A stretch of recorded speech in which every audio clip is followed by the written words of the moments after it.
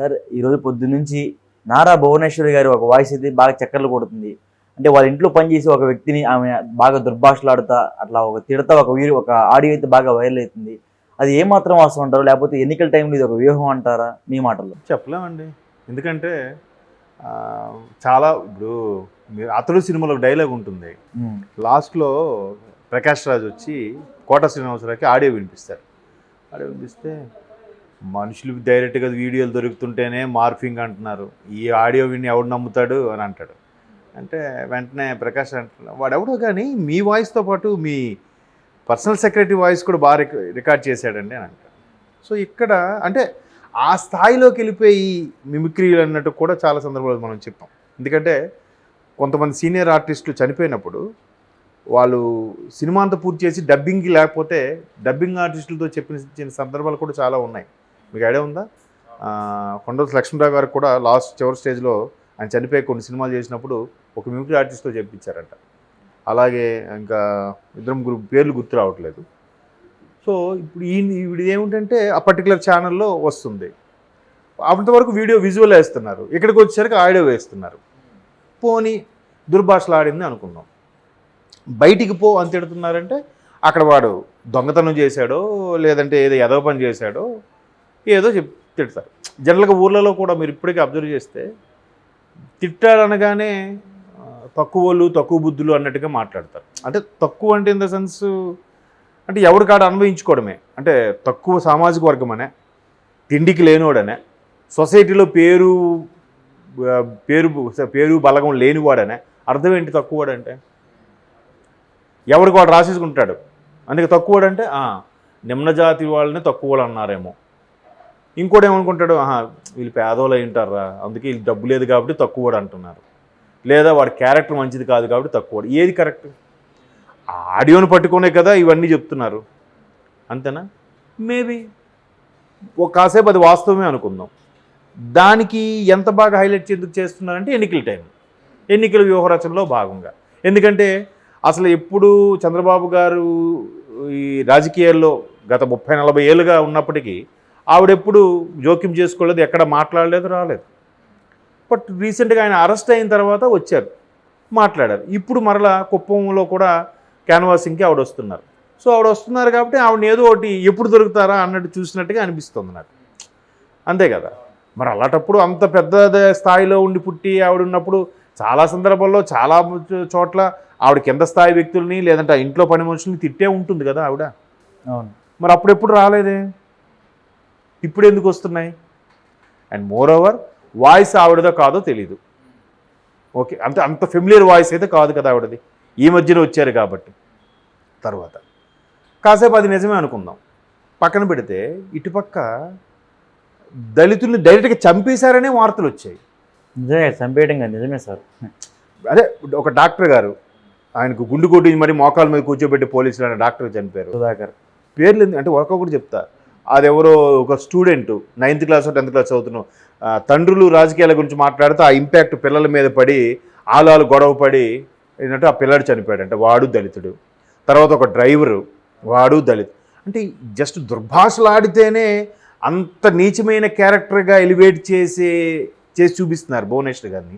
మరి ఇక్కడ మనుషులే పోయారుగా, మరి దీన్నేమనాలి? కేవలం దుర్భాషలాడి ఇంట్లోంచి బయటికి పంపించేస్తేనే నీచమైన ప్రవర్తన అసలు రూపం బయటపడింది, బయటికి చెప్పేవన్నీ శ్రీరంగ నీతులు, లోపల మాత్రం భూత పురాణము అని ఏవేవో హెడ్డింగ్లు పెడుతూనే ఉన్నారు కదా. జస్ట్ తిట్టినందుకే అంత అయితే మనుషుల్నే లేపేస్తే ఏంటి పరిస్థితి? ఏది ఎక్కువ నేరం మీరే చెప్పండి? తిట్టి పంపించేయడం నేరమా, లేకపోతే మనిషిని లేపేయడమే నేరమా?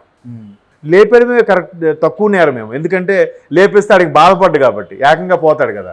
ఇట్లా తిట్టి పంపించేస్తే ఆడ మానసిక క్షోభతో కుంగిపోతాడు కాబట్టి తిట్టి పంపించిన పెద్ద నేరమేమో బహుశా ఇప్పుడు వస్తున్న స్క్రోలింగ్ల ప్రకారం, అంతే కదా. ఎక్కువ ఏదైతే హైప్ చేసి చూపిస్తున్నారో భూత పురాణం అని ఆ పదాలు చూడండి, ప్రవచనాలు బయటికి ప్రవచనాలు, లోపల భూత పురాణం అని. మరి దానివల్ల చంపేయడం బెటర్ ఏమో, అంతే కదా. నాకు అదే కరెక్ట్ ఏమో అనిపిస్తుంది. ఇప్పుడు మీరు అడిగిన క్వశ్చన్ బట్టి మరి పొద్దున్నుంచి వాయిస్ రికార్డ్, నేను అదే అంటున్నాను, నేనేమంటున్నాను, నిజమే అయి ఉండొచ్చు. ఇప్పుడు ఎలా ఉంటుందంటే ఊర్లలో మీరు అబ్జర్వ్ చేయండి, లేబర్ వాళ్ళు పొలం పనులు చేసేటప్పుడు గట్రా వాడు ఏమైనా తేడా చేసినా సరిగ్గా మందు కొట్టకపోయినా వాడికి చెప్పిన పని వాడు ఏం చేస్తాడు, ఒరే టౌన్కి వెళ్ళి కొనుక్కొని రా అంటే ఆడెక్కడో తాగేసి పడిపోయి ఆడికి దేని, అయ్యా తప్పు అయిపోయింది అయ్యా, మా ఆవిడ గాజులు మా ఆవిడ ఒంట్లో బాధతో సడన్గా డబ్బులు దానికి పెట్టాను అయ్యా అని ఏదో కథలు చెప్తాడు.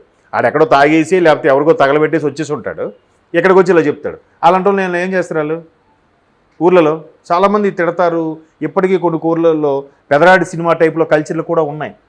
వాడిని చెట్టు కట్టేసి కొట్టడము, గ్రామ పెద్ద వచ్చి తీర్పు ఇవ్వడము ఇలాంటివి అలాంటి సందర్భాలు మీరు ఎప్పుడైనా చూడండి, ఇట్లాంటి మాటలే ఉంటాయి. ఇలా తక్కువ నాకు ఇలా తిడతా ఉంటారు. సారీ అంటే ఆ పదాలు వాడొచ్చో ఆడకూడదు నాకు తెలియదు, కానీ అదేంటి అన్న అలాగా నిజంగా మీరు అన్నట్టు ఇంట్లో పని చేసేవాళ్ళు లేదా సంస్థలో ఏదో కంపెనీలో చేస్తున్నప్పుడు కంపెనీలో పని చేసినప్పుడు అంత ఆవేశంగా తిట్టారంటే ఏదో పెద్ద పని చేయకుండా తిట్టరు కదా. నిజమే, ఆ భూత పురాణమే అనుకున్నాం.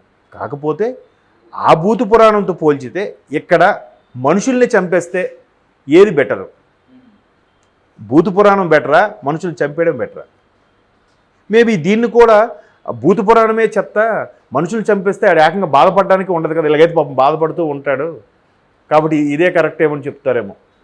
అంటే అలాగే అయిపోతుంది. నా వార్తలు నా ఇష్టం, నా ఛానల్ నా ఇష్టం. కాబట్టి దాన్ని ఎట్లా చూడాలి చెప్పాను కదా, వాస్తవం కూడా అయ్యి ఉండొచ్చింది కాదనట్లేదు. ఇప్పుడు ఎందుకు చేస్తున్నారంటే ఎన్నికల సందర్భంలో ఏదో ఒకటి లీక్ చేయాలి, తీసుకురావాలి, ఏ ఒక్క చిన్న ఇంపాక్ట్ చూపించినా దాన్ని ఓట్ల రూపంలో మలుచుకోగలగాలి. లేదా అటువైపు నుంచి వరుస పెట్టి వాళ్ళు దాడులు చేస్తున్నప్పుడు వీళ్ళకి కూడా ఏదో చిన్న హింట్ దొరకాలి కదా, అరే మీ వాళ్ళు అలాగరా, మీ వాళ్ళు ఇలా చేశారా, మీ ఆవిడ ఇలా చేసిందిరా, మీ నాయకుడు అలా ఆవిడ ఇలా చేసిందిరా. ఇప్పుడు అంతా మరి పర్సనల్గా వెళ్ళిపోతున్నారు కదా ఫ్యామిలీస్లో వైపు. మరి ఇదే లీక్ చంద్రబాబు గారిదే లీక్ చేయొచ్చు కదా, వాయిస్ ఏదైనా ఉంటే. ఆవిడేం చేసింది అంటే ఇప్పుడు ఆవిడ రాజకీయాల్లో చూసారా, మళ్ళీ ఇక్కడ కూడా మళ్ళీ ఫ్యామిలీస్లోకి వెళ్తున్నారు. ఆవిడ రాజకీయాల్లో ప్రత్యక్ష రాజకీయాల్లోకి వచ్చి ఒక ప్రతినిధిగా ఏదో పోటీ చేస్తే ఆవిడ వాయిస్ పెట్టండి. అంటే కుప్పలో ఆమె ఎమ్మెల్యేగా పోటీ చేసే అవకాశాలు కూడా మొదటి వార్తలు వచ్చినాయి. ఇప్పుడైతే లేదు కదా, నామినేషన్ గడువు కూడా అయిపోయింది కదా, మరి దీన్ని ఎలా చెప్పాలి చెప్పండి. సో నేను అన్నది ఇప్పుడు అలా అయితే పోను ఓకే, మరి అది కూడా లేదు కదా, మళ్ళీ ఎందుకు ఫ్యామిలీస్ వైపు వెళ్తున్నారు? ఈయన వాయిస్ లీక్ బయట పెట్టండి. చంద్రబాబు గారు ఎవడెవడు ఎలా తిట్టాడో, ఎటువంటి బూతులు తిట్టాడో, ఆయన ఎటువంటిగా మీరు అన్నట్టు సామాజిక వర్గాన్ని మెన్షన్ చేసి మరీ తిట్టాడో అవి పెడితే ఇంకా బెటర్ కదా, మంచి మార్కులు వస్తాయి కదా, మంచిగా ఓట్లు పడతాయేమో కదా. అట్లా ట్రై చేయాలి. ఇంకా ట్రై చేస్తే అప్పుడు మంచి వ్యూస్, మంచి ఛాలెంజింగ్ అలా ట్రోల్స్ దొరుకుతాయి. అంటే కుప్పలో ఆమె ఎమ్మెల్యేగా పోటీ చేసే అవకాశాలు కూడా మొదటి వార్తలు వచ్చినాయి. ఇప్పుడైతే లేదు కదా, నామినేషన్ గడువు కూడా అయిపోయింది కదా, మరి దీన్ని ఎలా చెప్పాలి చెప్పండి. సో నేను అన్నది ఇప్పుడు అలా అయితే పోను ఓకే, మరి అది కూడా లేదు కదా, మళ్ళీ ఎందుకు ఫ్యామిలీస్ వైపు వెళ్తున్నారు? ఈయన వాయిస్ లీక్ బయట పెట్టండి. చంద్రబాబు గారు ఎవడెవడు ఎలా తిట్టాడో, ఎటువంటి బూతులు తిట్టాడో, ఆయన ఎటువంటిగా మీరు అన్నట్టు సామాజిక వర్గాన్ని మెన్షన్ చేసి మరీ తిట్టాడో అవి పెడితే ఇంకా బెటర్ కదా, మంచి మార్కులు వస్తాయి కదా, మంచిగా ఓట్లు పడతాయేమో కదా. అట్లా ట్రై చేయాలి. ఇంకా ట్రై చేస్తే అప్పుడు మంచి వ్యూస్, మంచి ఛాలెంజింగ్ అలా ట్రోల్స్ దొరుకుతాయి.